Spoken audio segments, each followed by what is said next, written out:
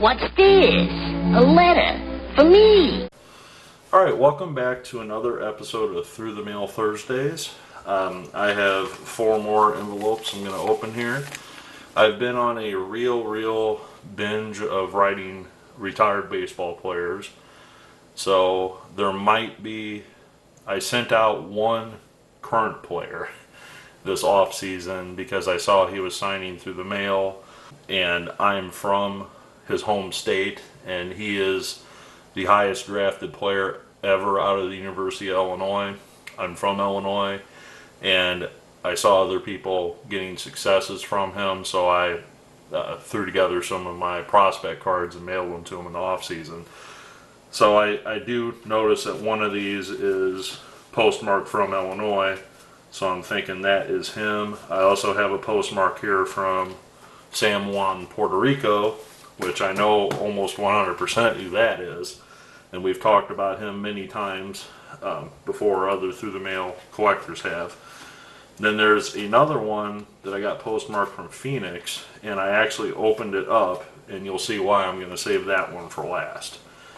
So to start, I'm going to share with you the one postmarked from Puerto Rico, and I'm 100% I know who this is because I only sent to one person in Puerto Rico, and that is one of my favorite players from the 90s, the Texas Rangers' very own Juan Gonzalez. Now, many in the autograph community have written to Mr. Gonzalez. He's excellent through the mail signer. I don't even have to give him an introduction. If you collected in the 90s, you know who this guy is. I sent him a pre-rookie, which is one of his minor league cards from his Oklahoma City 89ers days. I sent him 2 of his rookie cards, the 90 score and the 90 flair, which I've had these since I was a kid. Not the 89ers card, I should say. I picked a box of those up for $10 or less a couple years ago, and I opened the whole box. And you know, a lot of those guys have, you know, former players and managers that are in the affiliated baseball minor leagues now. So a great cheap wax box to have, you know, to open it up and see some of the minor leaguers from the late 80s and early 90s. Then finally I found this at a card show, and it's a Topps Archives. You know, I don't know if that's a 2015 or what year that is, but I thought that was a pretty cool design, you know, like the retro cards. And this one, if you can see the stats on the back of the card there, you can see all of his stats on the back of that one. That's his entire career. I mean, many of you know after he was a Ranger, he played a couple seasons here or there. He went to Detroit, he went to Cleveland, back to the Rangers, Kansas City, and finally it looks like he played one game for Cleveland in 2005 before he hung it up. And I don't know the details of, you know, why he only played one game. Maybe he got injured, maybe they optioned him to AAA and he didn't want to go, or whatever. But if you haven't written Juan Gonzalez to his Puerto Rico address, I know there are many collectors out there that are just getting into the hobby, but there's a lot of through the mail collectors out there that are closer to my age, you know, in their mid-30s or older, that know this guy because they were ripping the packs. I mean, these rookie cards were $5 to $10 cards back in the days where he was winning his MVP awards. I mean, he smacked, let me look at the back of one of these cards here, but he hit 46 home runs one season and 43 home runs another season.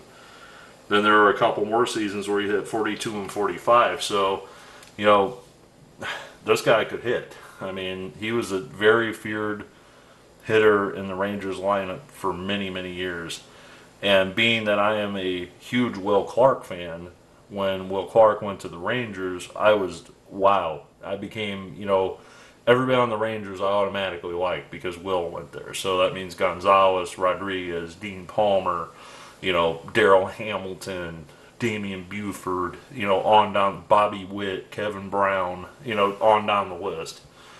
So I try to write some of those guys from the mid 90s, you know, Rangers teams to get them to add to my collection. So thank you, Mr. Gonzalez. Very happy to add those. Alright. So randomly, I don't know who this next one is.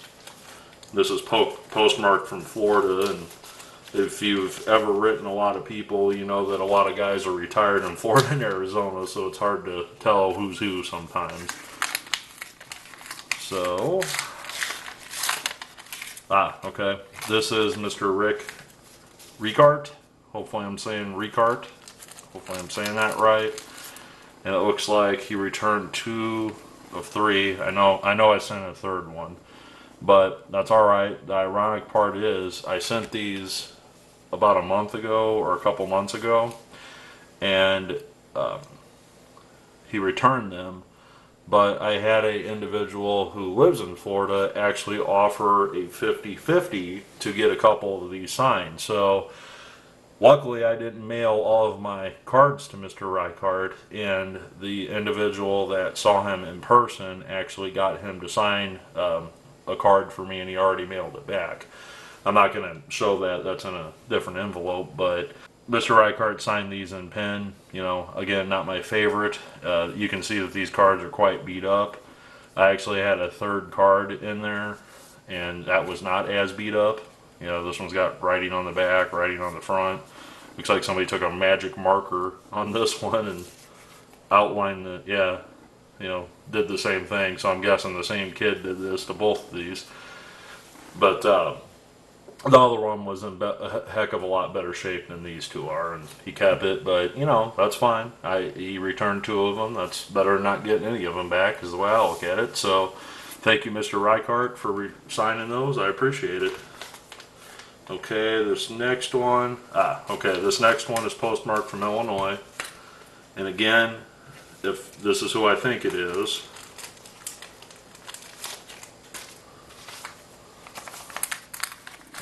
up here. Yes, it is.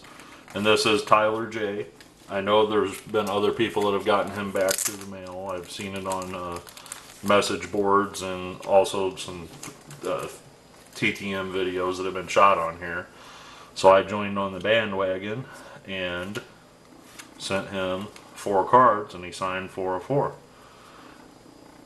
These are sentimental to me because Tyler J was the highest drafted person out of the University of Illinois, and I'm from Illinois originally. Lived there for the majority of my life, and never went to a University of Illinois baseball game before. Went to a basketball game before, but not baseball. But Jay was drafted number 6th overall in the 2015 draft. That's the same draft, I believe, with Bregman and Swanson, if I'm not mistaken. And he had some injury issues, I think, this past season. Obviously, he played on Team USA. But hopefully he can bounce back from his injuries that he faced this past, 2017 minor league season, and come back and really be an impactful player for the Twins, because obviously he already has spent some time in college, well-polished college pitcher, so to speak. They wouldn't have drafted him 6th overall if they didn't see huge potential in the guy. He's a left-handed pitcher. The Minnesota Twins very well could have this guy up in Minnesota by the end of this year in 2018. I don't think he'll start the year there. Hopefully, the injury problems are behind him and he doesn't have lingering issues. But very happy to add Tyler J to the collection. I'm actually, and I might shoot a video in the future about all of the sets I'm trying to collect signed, because I typically buy the Bowman draft sets every year, and I also happen to have an overabundance of these Stars and Stripes from that year. I got a heck of a deal in trade for, like 1,000 of those, just in a box. you know, and that's the parallels and everything else. I didn't get the autographs, but the individual that I got them from opened up a case of them and basically gave me everything that was base and paralleled, you know, a couple serial numbers, whatever, but none of the autographs, which I was fine with that, and I traded them very little to get them. So I have a huge overabundance of these Stars and Stripes cards, so I try to work out 50-50s or trades or whatever to try to get that set signed, but there are some individuals in that set that are almost next to impossible to get. So it's not that they won't sign, it's just it's going to cost me a lot in trade, or, you know, cost me a lot to try to get them. There are guys that are in the majors that are in that set, so it's going to be quite the task to try to get this whole set signed. So with that said, I might throw together a video saying, hey, here are all the sets that I'm collecting. If there's anybody out there that wants to trade, let's trade. So these are a very happy addition to the collection. So thank you, Tyler, and I wish you the best in 2018. We are all rooting for you in Illinois, that's for sure. So kind of messed up the sign there. Now this last one I already opened. I kind of cheated, I guess you would say, but when I saw the Arizona postmark on the back, I thought it might be him, and I gambled and I was right. And the reason I opened it, you'll see in 1 minute, was because of this weird item that I included. So I'm not going to start with the weird item, I'm just going to simply point out that Bobby Knoop, or Knoop, I again apologize if I'm, you know, pronouncing your name incorrectly there, Mr. Knoop or Knoop, signed 4 of 4 on cards, and these are beautiful, beautiful and Sharpie. Mr. Knoop or Knoop was a second baseman. That's actually his rookie card, I think, that one.